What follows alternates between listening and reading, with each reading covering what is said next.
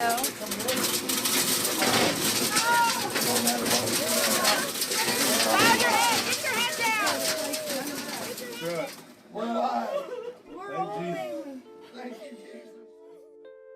were probably 2 minutes from the house when it hit, and we got in the shelter, shut the door. The shelter was probably 95 degrees because we had 11 people in there, and we heard really heavy wind. Once the wind hit it, in an instant, it went probably down to 70 degrees, and our ears started popping.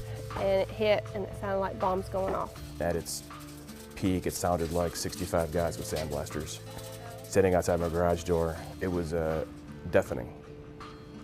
The afternoon of May 20th, the squadron got told they were released at noon, and we were told to go home.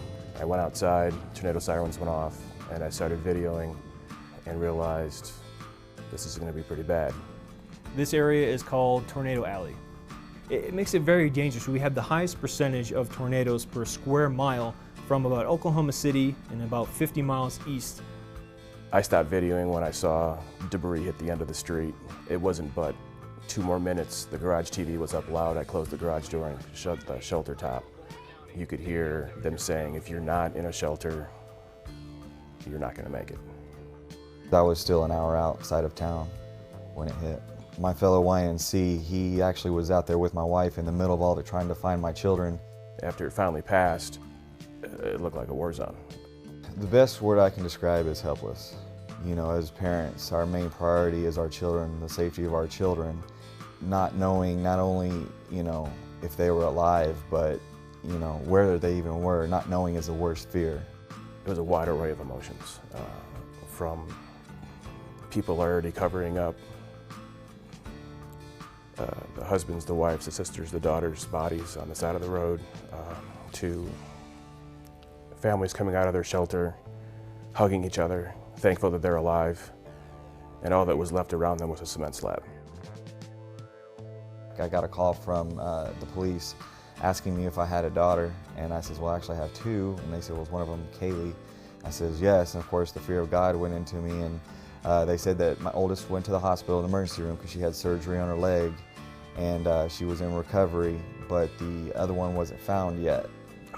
It was something that still haunts me today.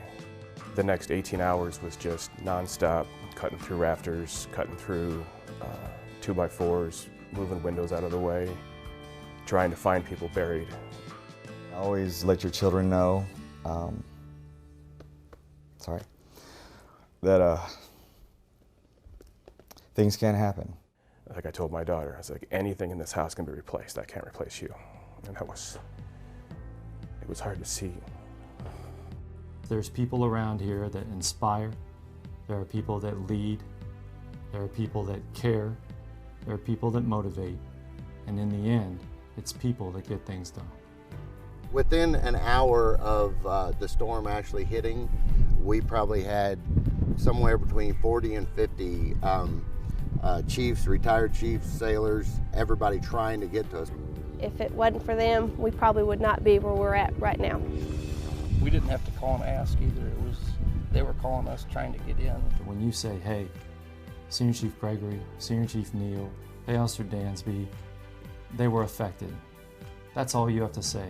The police actually had the roads blocked off, so they were held up there, and we actually had Chief Kearley and Chief Bosselin and Chief Kearley's wife Heather actually walked through the woods to get to us to help us gather up what we could. That night you weren't going to tell me I wasn't going to get to him, whether it was by foot or by vehicle. You're not going to tell me that. We were so close. It wasn't a question of whether or not I was going to get to him. It was just when. It's one of those sights that you can't explain with words. It's one of those things that, you know, you see it on the news all the time and how devastating it looks, and you know, you think you get a grasp of what it is, but you really don't until you're standing in the middle of it and see the devastation.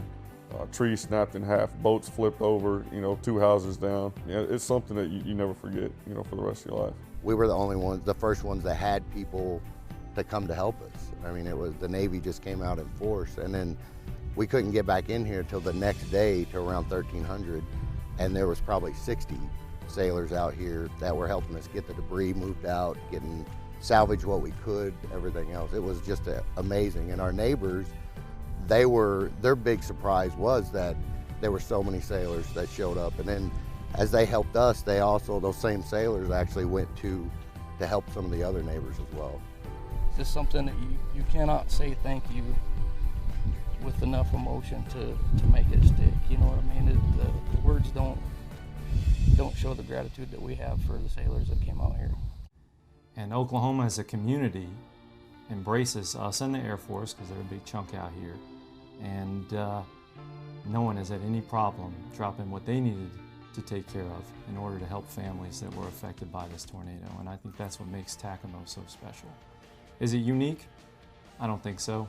I mean, that's what military does. We go out there and we help those in need. And when you think back of the people that were affected by the tornadoes, those are the same people that showed up to answer the call. They'll drop anything and they'll do anything for you. And when you work for an organization like that and you surround yourself with people like that, there's no more satisfying feeling that you can have.